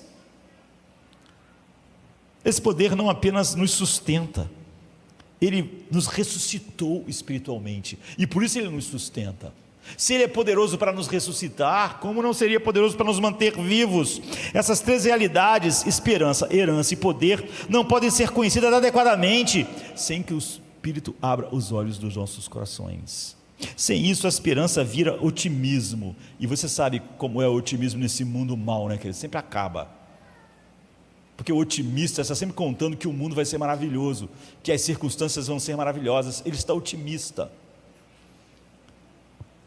A herança vira uma metáfora, o poder vira um discurso motivacional, mas quando o Espírito ilumina, essas verdades se tornam âncoras da nossa vida, que no dia da maior tempestade está lá. Para isso que serve uma âncora. Ela segura, no meio da tempestade, no mar bravio, as âncoras estão presas. A esperança firma o coração, a herança grande em Cristo faz você soltar todos os ídolos nos quais você depositava esperança. Aquela esperança é tão real, que você viu com os olhos do coração, é que faz você soltar os ídolos. Você não solta os seus ídolos, eles são amados até que você tenha algo maior que eles. E o poder derrota qualquer desespero, é o poder da ressurreição. Marta e Maria ficaram desesperadas depois que Lázaro saiu da sepultura. O que mais podia acontecer se esse poder tira alguém dos mortos? Então, o poder derrota o desespero. Paulo ora para que a igreja conheça isso de verdade, com os olhos do coração. Veja essa realidade, não apenas repita, não apenas confesse, não apenas coloque na sua confissão de fé. Conheça no sentido bíblico, que é ver, saborear, descansar. Quando isso acontece, Paulo diz, a fé amadurece. Se você enxergar isso, sua ansiedade perde o trono na sua vida, é o que Paulo está dizendo. Ninguém fica com medo. Por exemplo, o ajudante de Eliseu estava morrendo de medo porque tinha um exército para pegar eles. Aí Eliseu orou: Senhor, abre os olhos dele. Aí ele abriu o olho dele e ele viu um lugar cheio de carruagens de fogo.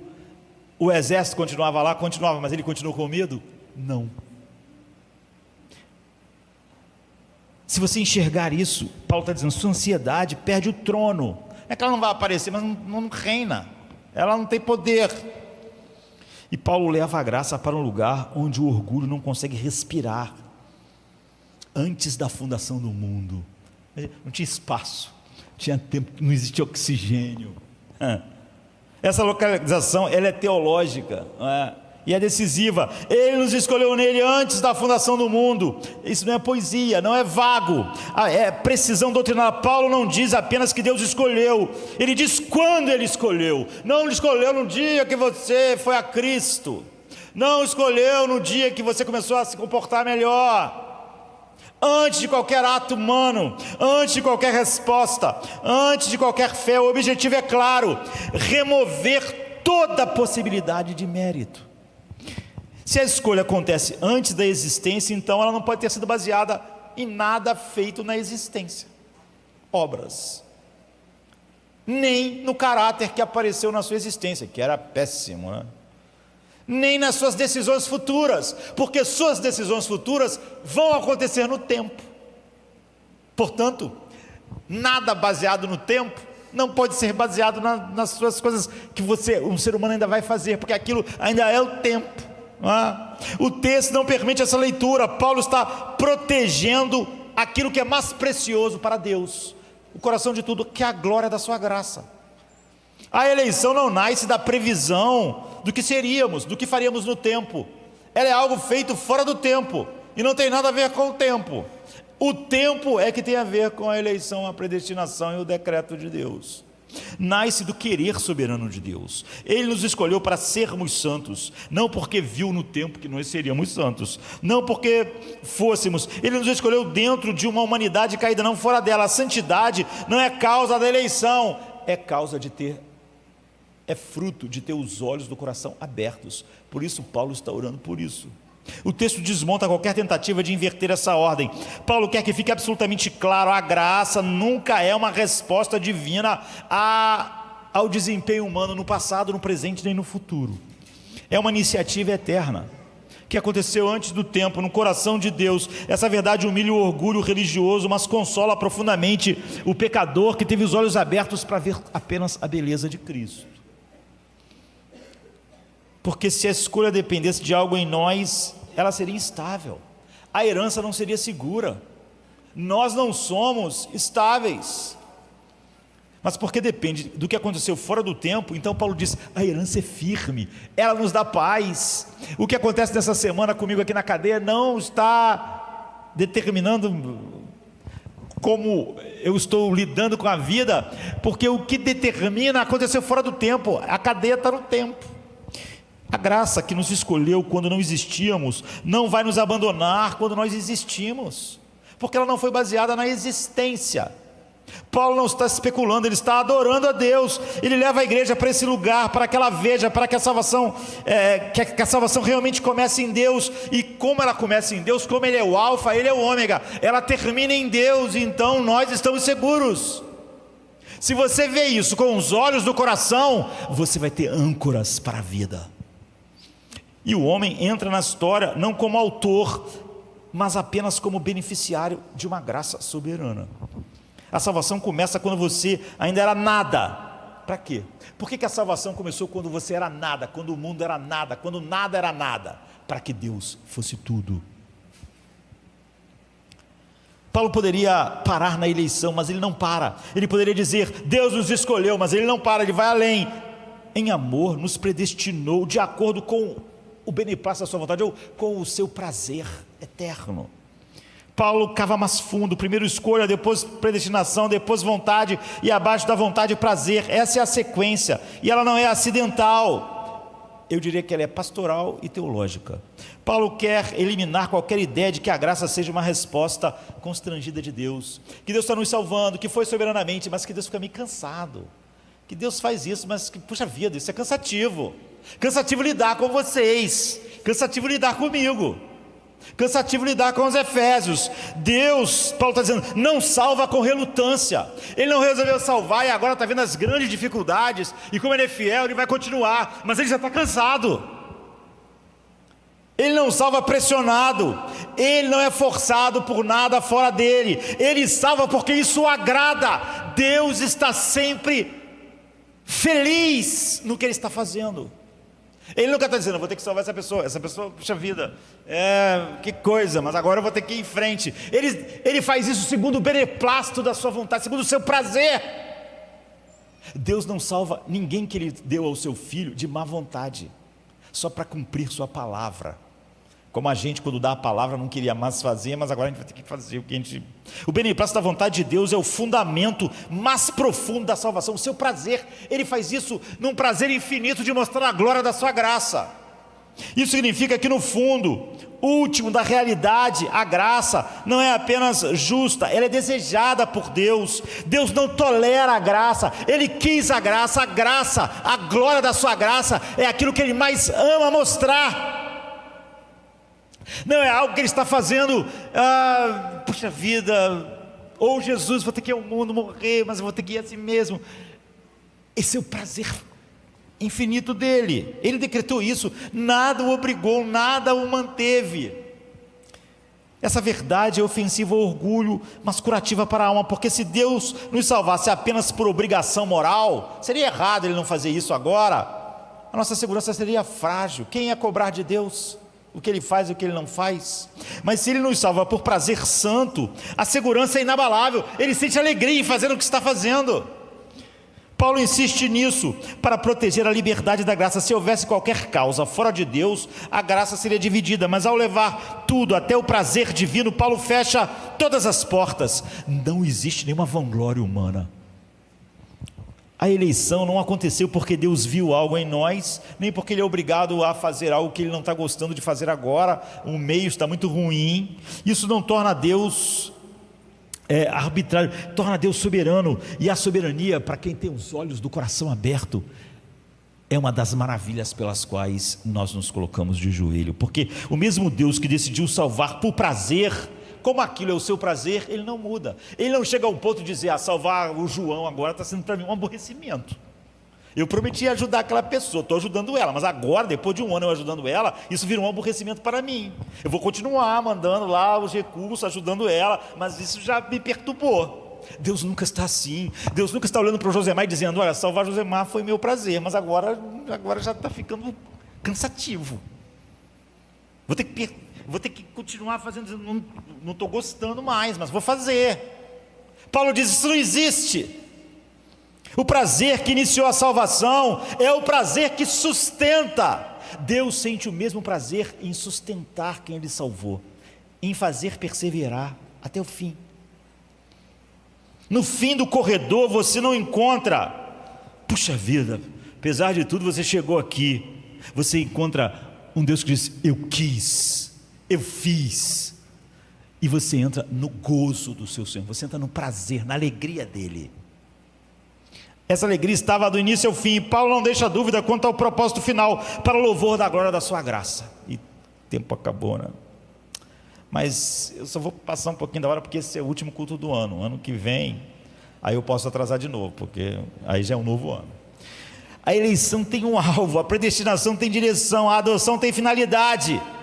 O louvor de Deus, você vê, não tem nada a ver com o homem, tudo converge para o louvor da glória da sua graça.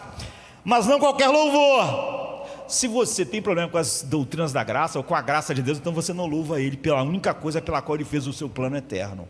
Porque tudo é para o louvor, não só para o louvor, de maneira genérica, para o louvor da glória da sua graça. A graça é gloriosa porque é livre. Ela não é comprada, não é negociada, não é provocada nem pela miséria, nem pelo valor de quem Deus demonstra a sua graça. Ela flui do coração soberano de Deus. Paulo quer que a igreja veja que a maior beleza da salvação não está no seu resultado. A maior beleza da salvação não está na nossa salvação. A maior beleza da salvação que deve te encantar não é a salvação, a sua salvação, ou sermos salvos, mas a natureza da graça que salva. Essa é a beleza. A beleza é a beleza da graça que é mostrada na salvação. Não é a salvação que é a beleza final. Nós louvamos a glória da graça que salva, não louvamos finalmente a salvação. Uma graça condicionada seria menos bela, mas a graça soberana é esplêndida. Ela produz louvor genuíno porque exclui totalmente o homem, totalmente o ego, e louva apenas a glória da graça de Deus.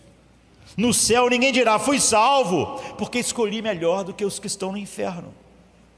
Fui salvo porque a graça soberana fez tudo. Esse é o louvor da glória da sua graça. Essa doutrina não esfria a adoração. Paulo diz: ela é a única coisa que inflama a verdadeira adoração, porque eternamente você vai louvar o louvor da glória da sua graça. Quando o coração entende, quando os olhos do coração são abertos, é por isso que ele ora, que tudo veio de Deus e tudo foi feito por Deus, o louvor deixa de ser uma performance e se torna uma resposta. Deixa de ser um louvor para receber algo, e é uma resposta a essa glória da graça. A igreja não louva para ser aceita, ela louva porque ela foi aceita pela glória da graça de Deus. Paulo conduz a doutrina até esse ponto para que a graça receba o lugar que lhe pertence, o centro do louvor eterno. Se a graça dependesse de você, não seria assim. A questão que Paulo enfrenta não é abstrata, quer dizer, é pessoal, é decisiva. sobre quem foi determinante, quem fez o que fez, por que fez, com que propósito fez. Ele diz que se o Espírito não abre os olhos do coração, você vai ouvir essas verdades, mas não vai fazer nenhuma diferença, porque você vai ser controlado pelo que acontece nesse pequeno espaço chamado tempo, e não pelo que aconteceu fora do tempo, como ele está abrindo essa cortina para nós vermos. Cada palavra escolhida de Paulo é para excluir a vanglória humana nesse capítulo. Ele não diz apenas que Deus salva, ele diz salva porque segundo o beneplácito da sua vontade. É a única razão, foi o prazer dele, foi porque ele quis, segundo o conselho da sua vontade. Essas expressões não são decorativas, são defensivas. Ele defendeu a glória de Deus o tempo todo contra a tentação humana de se colocar algum peso no seu próprio valor ou merecimento, e o louvor deixar de ser apenas para o louvor da glória, da graça de Deus. Paulo sabe que se deixarmos uma fresta aberta, o orgulho passa. Se você deixar 1% da porta aberta, o orgulho vai entrar. Não pode deixar nada. E é por isso que ele é assim. Se dissermos que Deus escolheu por várias coisas baseadas no beneplácito dele, mas por uma coisinha lá do ser humano, então o orgulho entrou. O orgulho precisa de um espaço muito pequeno para entrar, estragar tudo, apodrecer tudo. Paulo fecha essa porta, ele escolhe, a escolha não nasce de nada que acontece no tempo. O que acontece no tempo é no passado, no presente e no futuro. Nenhuma escolha nossa que veio antes, veio agora ou vem depois. O problema do orgulho religioso não é apenas moral, ele é teológico. Não é apenas querer uma coisa feia que destrói nossos relacionamentos. Ele rouba de Deus o louvor que lhe pertence. Ele quer que ao final não reste dúvida sobre quem merece a glória. A salvação não é uma parceria, é uma obra de Deus, e ela sempre deve acabar aqui, no louvor da glória, da graça de Deus. Qualquer doutrina que não captura as afeições, Paulo diz, o Espírito não abriu os olhos do coração para ver. Então, isso não te muda, não te encanta. Paulo avança do passado eterno para o futuro garantido. Ele fala da herança, mas não como possibilidade. Em Cristo fomos feitos herança. Já fomos feitos a herança. Tu sabe que herança é uma coisa que a gente recebe sem trabalhar, né? Porque você trabalha e ganha, mas herança é o que alguém deixa para você, é o fruto de o que outra pessoa fez. E você vê, em Cristo nós já fomos feitos herança, em Cristo nós obtivemos herança. Ele diz, não vamos receber, a herança não está dependendo de nenhum ato nosso no tempo, dependeu totalmente do que aconteceu fora do tempo. Herança não é um prêmio, é direito concedido por adoção. O pai deixa a herança para o filho. Paulo liga diretamente a herança, a predestinação, isso é crucial. A herança não está pendurada na estabilidade de nenhuma experiência humana no tempo, mas antes do tempo. A bênção não é uma projeção otimista, a herança é uma determinação soberana. Então nós já fomos feito herança, nós já temos a herança. Isso não gera passividade, gera o quê? Confiança. Paulo diz, isso quando é visto pelos olhos do coração, como ele está orando, isso faz você lidar com qualquer coisa na vida, porque o que está definindo tudo que você é, até as suas afeições, aconteceu fora do tempo, e tudo que pode acontecer com você agora é no tempo, e o tempo não está decidindo nada. A eternidade decidiu. Paulo quer que a igreja viva à luz dessa certeza, não como quem torce para no final dar certo. Deus que escolheu é o Deus que garante, o Deus que predestinou é o Deus que conduz. A herança não é uma promessa solta, é parte orgânica do plano eterno. Se alguém que Deus deu ao seu filho não recebe herança, o plano todo desmoronou. Sua herança não está pendurada na nossa constância, a nossa constância está ancorada no decreto de Deus. Paulo não para na predestinação, ele cava mais fundo. Predestinado segundo o propósito daquele que faz todas as coisas conforme o conselho da sua vontade. Essa frase elimina qualquer leitura fraca da soberania de Deus, uma soberania que controla algumas coisas. Deus não é um observador atento que reaja a qualquer coisa no mundo, ele é o autor da história. Paulo une os três termos, propósito, conselho e vontade. Isso descreve um Deus que planeja, decide e executa. Esse é o seu plano. Nada escapa, nada surpreende, nada foge do seu governo. Ele diz que Ele faz todas as coisas segundo o propósito da sua vontade. Nada, não a maioria das coisas. Ele diz que todas as coisas fluem disso, desse propósito. Isso inclui redenção, inclui fé, inclui perseverança, inclui história, inclui o final da história. O texto não deixa espaço para um universo que possa ir numa direção qualquer. Então, se Deus só reagisse à história, você nunca teria paz. Mas se você olhar e ver com os olhos do coração que Deus nunca está reagindo, que tudo é a história que Deus está escrevendo, então você vai ter paz. Eu vou parar aqui, mas toda a teologia deve conduzir a esse lugar, o louvor da glória da sua graça. Que era o que eu gostaria de falar agora. É dessa oração de Paulo pela igreja que nós precisamos. Eu preciso individualmente, você, a igreja, porque essas verdades, muito mais do que poder ser entendidas, só quando ele ora para que nós sejamos fortalecidos no homem interior, que Deus abra os olhos do coração para vermos, é que tudo muda em nós, porque o que aconteceu na eternidade passa a ser a realidade, não o que acontece no tempo. Vamos ficar de pé. Santo Deus, eu me aproximo, sem defesa, sem razão. Tu me vês nos detalhes, no segredo do coração, nos pequenos pensamentos, nas palavras que eu soltei. Teu Espírito me chama, confessa, e eu confessei. Não escondo minha culpa, não maquio minha dor. Contra ti eu pequei, contra o teu santo amor. Mas que atos minha raiz, um querer desalinhado. Eu preciso de limpeza, eu preciso ser lavado.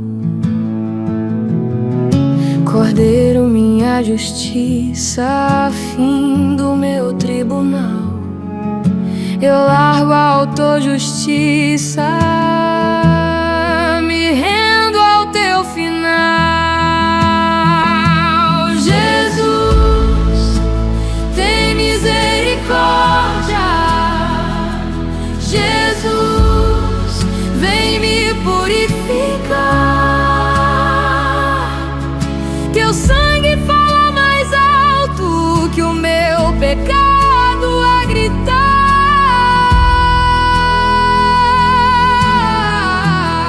Minha única defesa é a cruz, é o teu favor.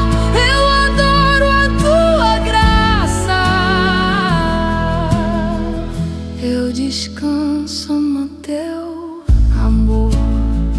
A misericórdia é melhor. A misericórdia é meu lar. Rei dos reis, eu me prostro. Tu és luz e eu sou pó.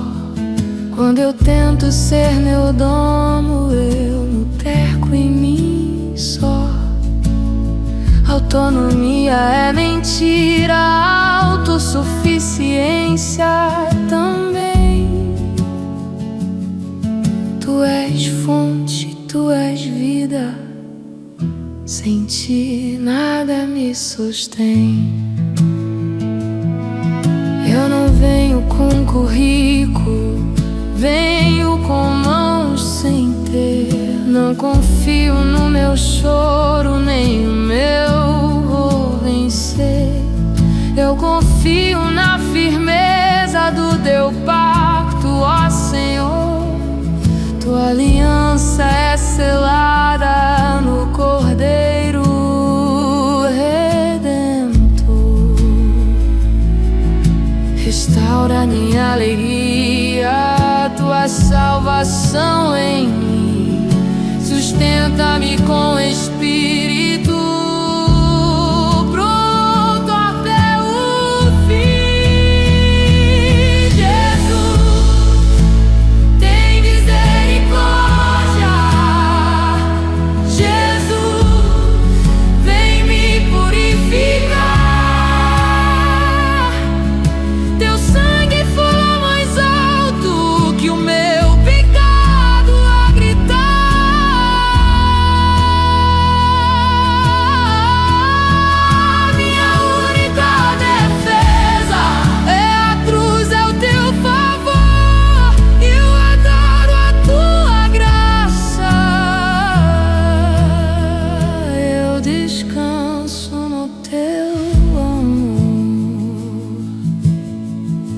Inclina o meu coração, ensina-me a obedecer.